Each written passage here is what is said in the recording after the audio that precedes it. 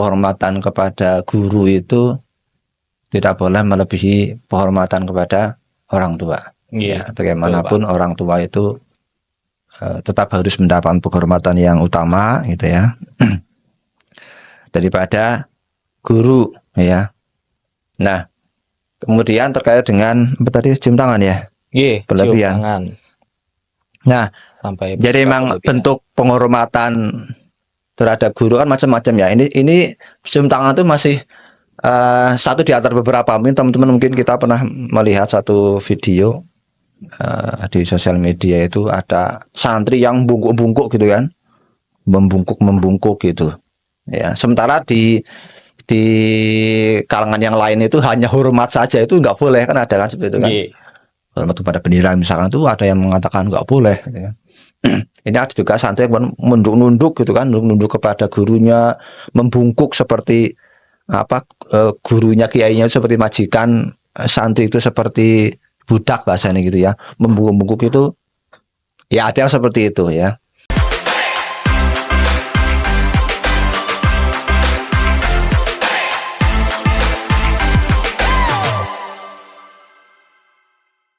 Assalamualaikum warahmatullahi wabarakatuh.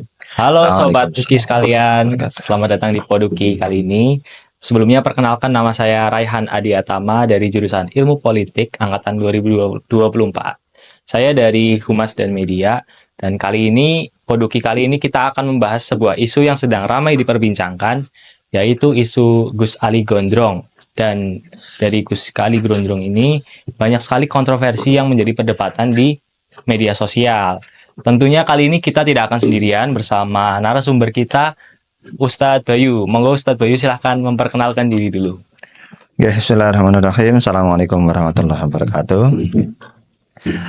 Terima kasih Mas Raihan dan teman-teman di bidang Humas Media ya. Bidang atau divisi atau? Divisi Humas. Divisi bidang Humas. juga bisa nggih Pak. Bidang atau Humas? Bidang atau divisi nih? Bidang mawon Pak. Ya. Bidang Humas dan Media, UGI FISIP Unsud. Saya matur nuwun untuk kesempatan siang hari ini bisa ngobrol dengan Mas Rehan dan teman-teman. Perkenalan ya, saya dulu juga UGI FISIP dulu. Nggih Pak. Nggih, jadi kalau boleh tahu angkatan tahun berapa Pak? Angkatan berapa coba? Saya itu masuk sini 2001. Musola belum ada, ini juga belum ada. Banyak perubahan. Saya lama sekali tidak ke Unsud. Makanya tadi nanya ke Pak Aruf, sini ya, oh ya UPT tadi masih. Ya, banyak perubahan lah Unsud itu. FISIP terutama ya. FISIP itu banyak perubahan. HI juga dulu jurusannya baru kan. Saya masih di Unsud, HI baru awal rintis gitu. UGI juga semakin kesini semakin keren lah. Ya, nah, di sini ada Pak Hono ya. Itu juga alumni UGI FISIP dulu. Jadi seperti yang sudah kita ketahui, sosok Gus Ali Gondrong atau Abah Ali ini merupakan seorang ulama NU yang memimpin majelis mafia sholawat. Kemudian banyak dari netizen ini menyamakan Gus Ali ini sebagai Walid dari serial bid'ah di Malaysia. Karena dari persamaan ini juga timbul sebuah kontroversi ya, yang dianggap menyimpang dari ajaran Islam yang sesungguhnya. Dengan contohnya itu mencium tangan beliau dengan tidak masuk akal, bahkan santriwati pun juga melakukannya. Dan bersumber dari video yang beredar bukan hanya itu saja, tetapi juga sampai menyentuh yang bukan mahramnya. Gus Ali juga memanfaatkan kepercayaan pengikutnya untuk mendapatkan keuntungan materi melalui penjualan air yang dianggap berkah ini. Jadi untuk membahas perkara kali ini Pak, saya mau tanya nih, bagaimana Islam tuh memandang penghormatan kepada guru atau pemimpin agama sih? Apakah mencium tangan atau bersikap berlebihan dalam menunjukkan penghormatan itu dibenarkan dalam Islam? Ya, Mas Rehan, jadi sebelum masuk ke pertanyaan ya, saya jawab pertanyaan. Jadi saya ingin mengupas terkait dengan dakwahnya dulu ya. Namanya fikih dakwah. Fikih dakwah. Jadi memang kalau untuk kalangan Nahdlatul Ulama itu kan memang salah satu ciri khas beliau ini kan toleransinya sangat kuat, ya kan? Toleransinya itu toleransi dengan budaya terutama ya. Betul. Itu kan sangat tinggi toleransinya, sehingga ya wajar kalau sekarang itu Nahdlatul Ulama itu masih menjadi raja ya di antara para ormas ya, terkait dengan keanggotaan dan sebagainya. Nah, jadi memang dakwah yang dilakukan oleh saudara kita di NU ini memang unik ya. Kalau teman-teman mengikuti, ya tidak cuma Gus Ali ya, Gus Ali Gondrong itu. Kita mengenal ada yang kemarin viral juga itu Gus Ikdam. Iya, Pak. Ya kan, Gus Ikdam, ada Syekh Hermania itu kan. Banyak juga. Jadi kalau kita mengikuti acara-acara pengajian-pengajian Nahdlatul Ulama itu memang apa ya, humornya itu sangat kuat, sisi humornya ya, itu ya. Jadi memang apa sih, kalau saya sering nyampaikan teman-teman itu jangan baper-baper amat lah bahasanya gitu kan. Nah, nanti kalau menyambung yang tadi itu, jadi kalau dakwahnya Nahdlatul Ulama itu memang sangat kuat dengan budaya ya, memanfaatkan budaya dan sebagainya. Dulu kita mengenal ada Wali Songo, gitu ya, dengan wayang, Kalijaga dan sebagainya. Nah, sehingga terkait dengan tadi penghormatan ya. Iya, Pak. Dan nah ini juga di kalangan Nahdlatul Ulama itu kan penghormatan terhadap guru itu sangat tinggi ya. Ya ulama itu ya, kiai gitu kan. Apa dawuh kiai gitu kan. Manut kiai, dan dulu dan memang doktrin ya, artinya doktrin itu ya samina wa ta'na gitu kan. Samina wa ta'na memang itu yang memang salah satu ajaran yang membuat Nahdlatul Ulama itu menjadi besar, itu memang samina wa ta'na itu tadi. Nah, sehingga termasuk penghormatan terhadap guru, terhadap kiai itu sangat tinggi kan. Gitu kan. Jadi terhadap guru ya kan guru, orang tua itu kan yang wajib dihormati. Tapi yang utama memang tidak boleh itu kita penghormatan kepada guru itu tidak boleh melebihi penghormatan kepada orang tua. Ya, bagaimanapun orang tua itu tetap harus mendapat penghormatan yang utama gitu ya. Daripada guru ya. Nah, kemudian terkait dengan apa tadi, cium tangan ya? Berlebihan. Cium tangan. Nah, sampai jadi memang bentuk penghormatan terhadap guru kan macam-macam ya. Ini cium tangan itu masih satu di antara beberapa. Mungkin teman-teman kita pernah melihat satu video di sosial media, itu ada santri yang bungkuk-bungkuk gitu kan, membungkuk gitu. Ya, sementara di kalangan yang lain itu hanya hormat saja, itu nggak boleh kan, ada kan seperti itu kan. Hormat kepada bendera misalkan, itu ada yang mengatakan nggak boleh gitu kan. Ini ada juga santri yang menunduk gitu kan, nunduk kepada gurunya, membungkuk seperti gurunya, kiainya seperti majikan, santri itu seperti budak bahasanya gitu ya. Membungkuk itu ya ada yang seperti itu ya. Jadi memang itu baik, tapi kalau berlebihan jadi tidak baik kan gitu kan. Termasuk mencium tangan gitu kan. Ya sebenarnya sih secukupnya saja lah ya, artinya tidak perlu bolak-balik gitu kayak fotokopi gitu ya. Jadi secukupnya saja gitu kan. Menghormati guru gitu kan. Dan yang lebih utama menghormati guru ya dengan mendoakan gitu kan, mendoakan di dalam sholat, dalam amal-amalan gitu. Gitu Mas Rehan. Berarti jadi penghormatan kepada guru itu sebenarnya sah-sah saja ya Pak? Sah-sah saja. Dan memang di Al-Quran kan memang ada ya ayatnya itu, kalau di Al-Quran ayat tentang menjawab salam, gitu kan. Menjawab salam. Jadi assalamualaikum itu ya dijawab dengan waalaikumsalam warahmatullah, dijawab lagi dengan waalaikumsalam warahmatullahi wabarakatuh, itu pahalanya berbeda. Gitu ya. Sehingga dalam Al-Quran memang ada ayat yang menyampaikan kalau membalas dengan balasan lebih baik gitu kan. Tapi tetap tidak boleh berlebihan ya. Itu. Dulu kan pernah tahu ya, ada cerita yang nun sewu, santri itu sampai minum air kobokan kakinya itu kan, pernah dengar ya. Pak, itu kan ya berlebihan lah ya. Penghormatan terhadap guru itu berlebihan sekali. Kalau sekitar bahasanya nyemir sepatu itu masih wajar lah ya. Nyemir sepatu, bahasanya nyiapin motornya, bawain tasnya itu masih wajar lah, tidak berlebihan. Tapi kalau sampai Astagfirullah. Ini air kobokan kaki diminum tuh buat cuci muka itu kan berlebihan banget ya. Iya, betul. Berlebihan. Jadi nah khawatir nanti jadi kultus. Nah, di situ nanti. Kalau sudah kultus nanti jadinya ya Walid itu kan. Iya. Nak Dewi, udah lewat itu. Jadi yang penting tidak berlebihan ya, Oke. Pak. Hanya cium tangan juga. Ini soal cium tangan ya, itu juga salaman. Nanti kan berkaitan dengan salaman juga. Ya memang fikihnya memang banyak ya teman-teman. Saya pernah dengar itu. Ini mungkin nanti akan debatable ya, artinya ada banyak pendapat. Saya salaman dengan Pak Arum. Itu kalau saya meyakini tidak ada syahwat, enggak apa-apa. Saya pernah dengar itu dari seorang tokoh NU ya. Enggak apa-apa saya salaman dengan Pak Arum itu salaman kayak saya sama Mas Rehan salaman. Selama saya tidak ada syahwat, enggak apa-apa. Hal bihalal misalkan hal bihalal nih, hal bihalal. Kan kita rata-rata gini-gini. Tapi di kalangan muslim mungkin, di kalangan umum mungkin loh sombong banget dalam salaman gitu kan. Nah, di kalangan teman-teman NU itu memang ada yang ada yang berpendapat selama tidak ada syahwat itu enggak apa-apa. Ya. Salaman enggak deg-degan tuh ya, enggak deg-degan, enggak keringat dingin gitu ya. Itu enggak apa-apa. Tapi kalau salaman kok tiba-tiba deg-degan sampai rumah kok pusing, mimpi macam-macam, nah itu berarti jadi bahaya gitu. Itu soal cium tangan, salaman itu kan satu kategori lah itu. Tapi kalau mau cium tangan itu ya tadi seperlunya saja lah ya, seperlunya saja gitu kan cukup. Nah ya gitu. Berarti intinya tetap jangan berlebihan lah ya Pak. Enggak, tidak berlebihan lah. Oke, lanjut ke pertanyaan kedua yaitu bagaimana sih Islam memandang praktek menjual air yang dianggap berkah ini atau barang-barang lain yang diklaim memiliki berkah dari gurunya gitu? Oke. Jadi ini juga salah satu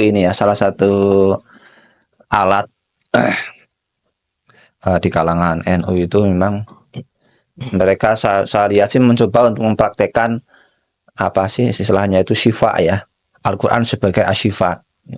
Dan memang ini juga Rasulullah pernah mempraktekkan kan, ada air itu dibacakan Al-Fatihah gitu ya, surah-surah Al-Quran diminum, itu memang Rasulullah pernah mempraktekkan gitu kan, untuk sebagai obat ya, sebagai syifa gitu kan, dan itu boleh sah gitu kan. Nah tinggal nanti kan kalau terkaitan dengan nanti harus dijual dan sebagainya, nah ini mungkin nanti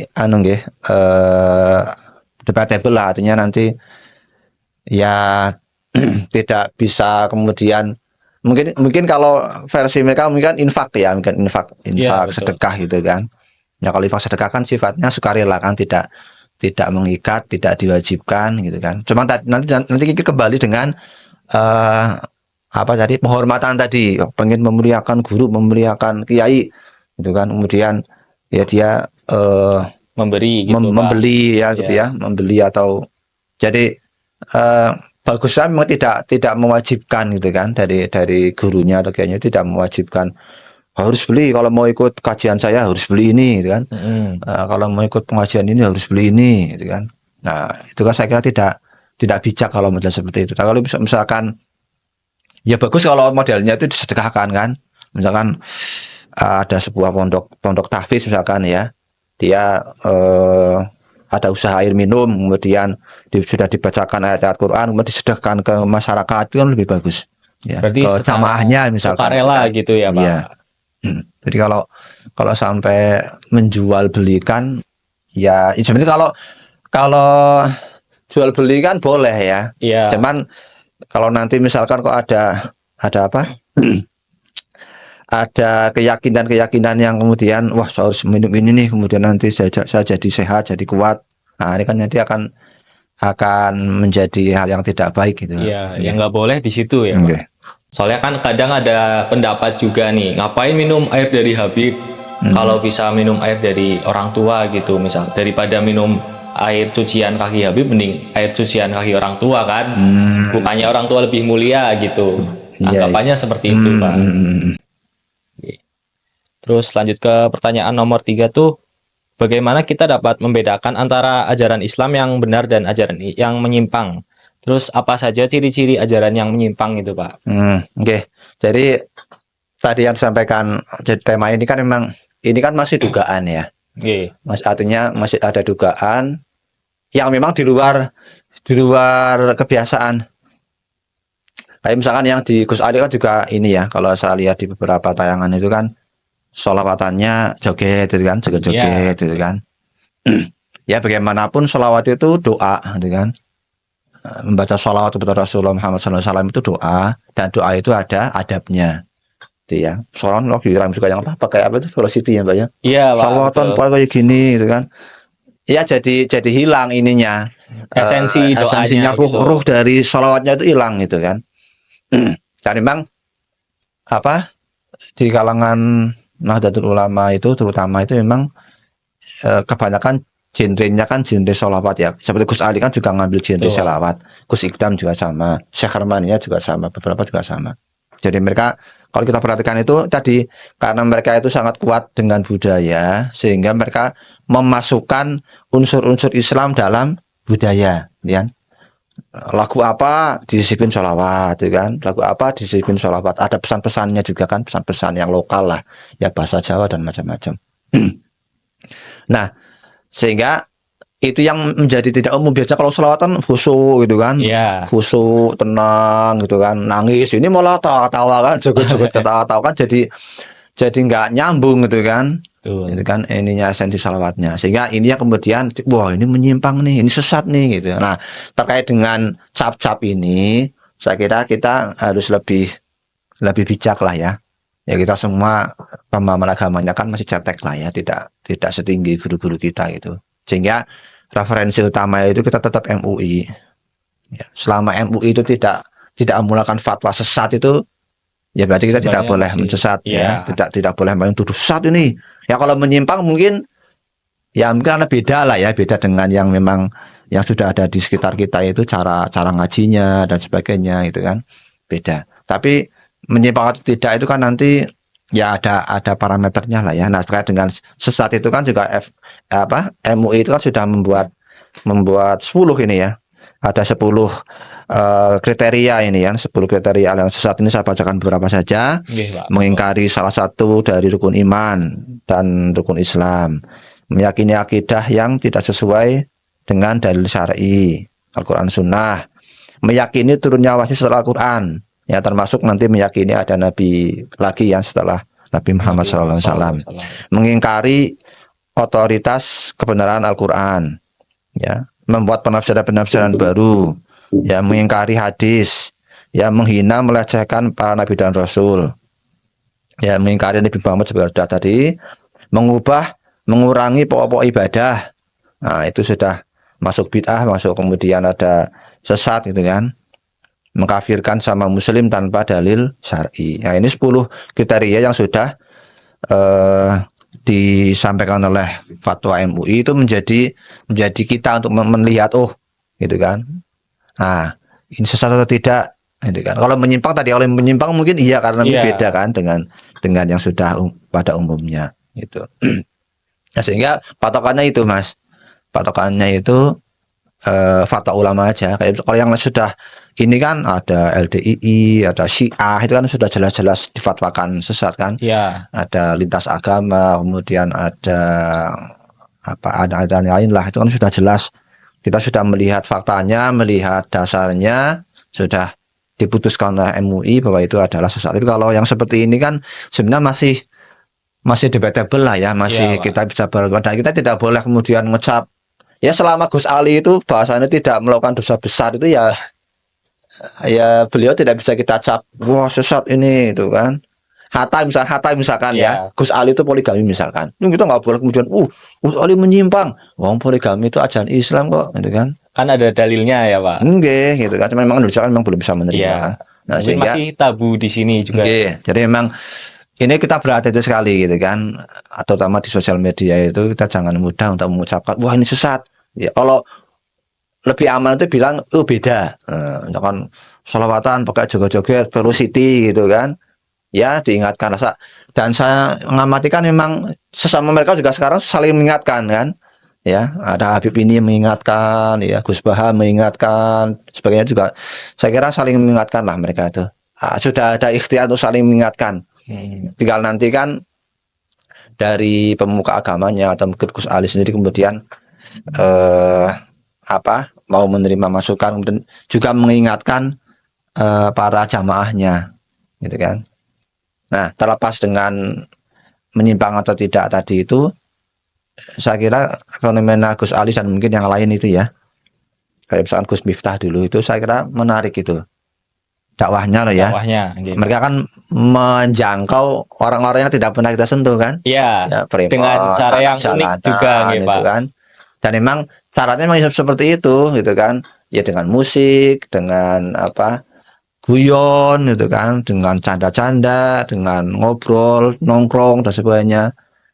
Dan gayanya kan memang beda kan seperti itu kan. Lagu-lagunya yang menarik, yang nyambung dengan dunia mereka itu. Nah, saya kira di luar hal-hal yang berbeda gitu ya dengan yang sudah ada, saya kira metode dakwahnya Gus Ali dan dan teman-teman yang memang satu genre, misalkan genre sholawat, kemudian musik dan sebagainya itu, saya kira sih perlu kita apresiasi ya. Ya ada kekurangan ya wajar lah ya, artinya metode dakwah kan tidak ada yang sempurna, pasti ada yang kurang ya. Tinggal ya nanti kita bisa memilah-milah lah paling enggak.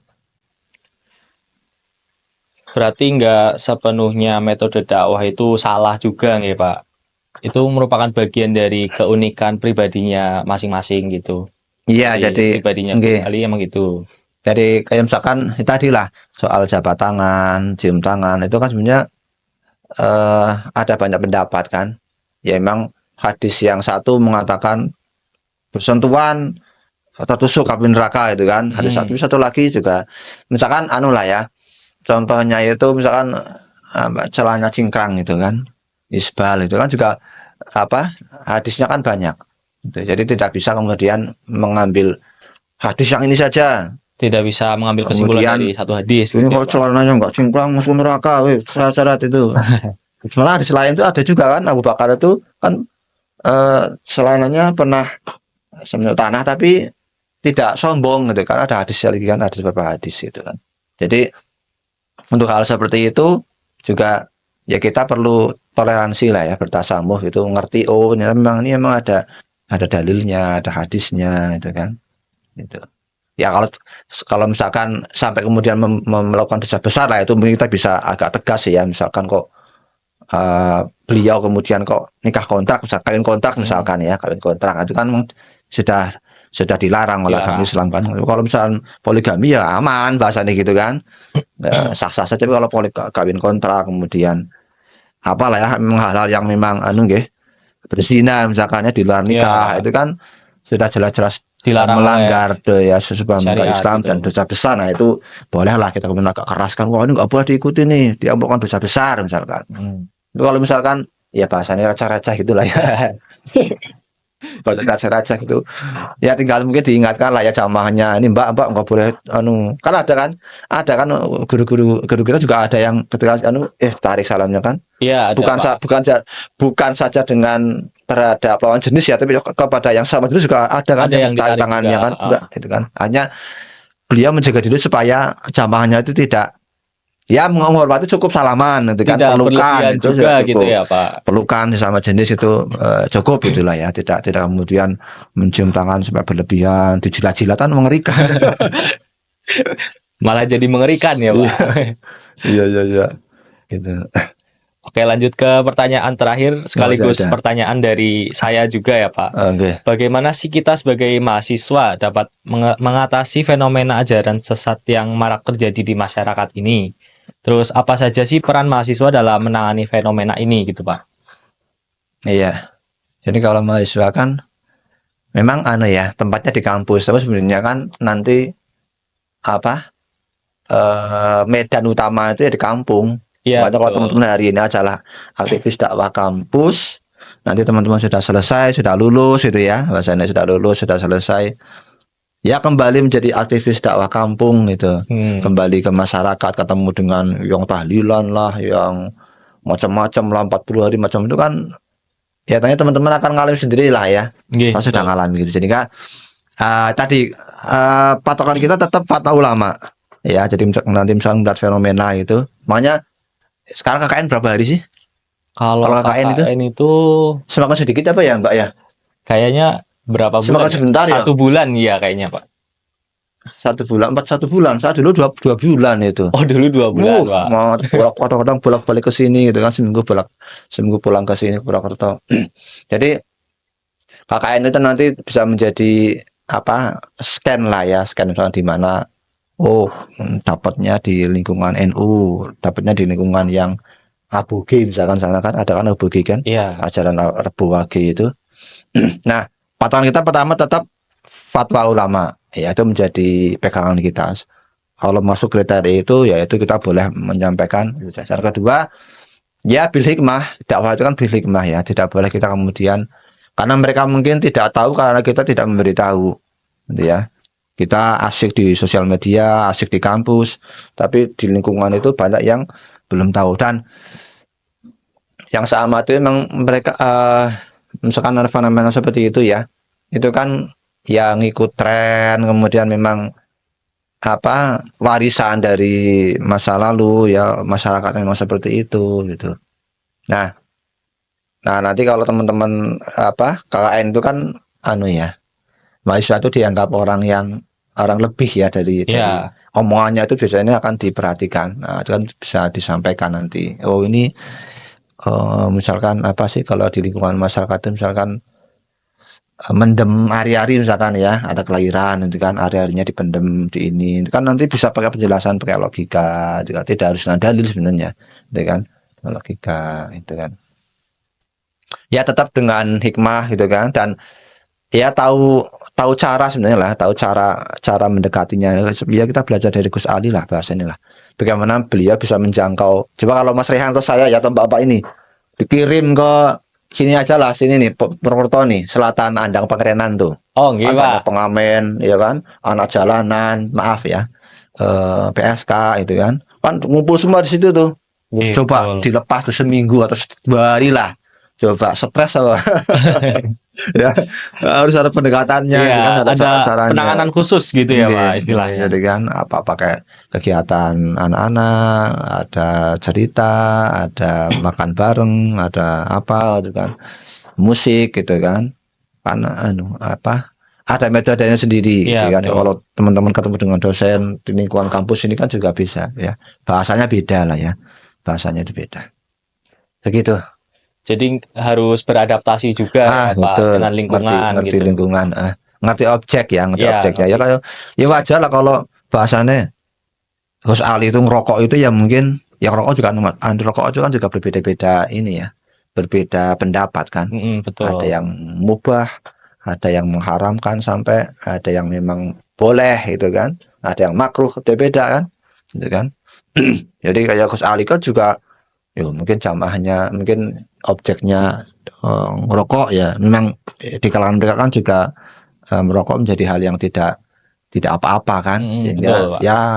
ya kalau yang penting jangan sampai miras lah ya mabuk Kalau itu gitu kan memang sudah jelas diharamkan ya, iya Pak. kan hukumnya kan sudah jelas kalau miras itu kan memang secara hukum positif di Indonesia juga tidak boleh itu ya dilarang benda-benda terlarang narkoba apalagi nah kalau rokok kan yang menyumbang devisa acara musik olahraga itu siapa Iya. sponsornya kan Brand rokok gitu. nah itu begitu Mas Rehan. Oke. Mungkin sekian pembahasan kita hari ini tentang Gus Ali Gondrong dan wacana kontroversial yang menyertainya ya teman-teman. Terima kasih juga kepada Ustadz Bayu sudah Nggih. mengisi acara kali ini. Matur nuwun sudah bisa main ke sini. Nggih, Pak, sami-sami. Semoga dengan adanya Poduki kali ini dapat menjadi pembelajaran kita semua, dapat menambah wawasan kita juga, dan sampai jumpa di Poduki selanjutnya. Assalamualaikum warahmatullahi wabarakatuh. Waalaikumsalam warahmatullahi wabarakatuh.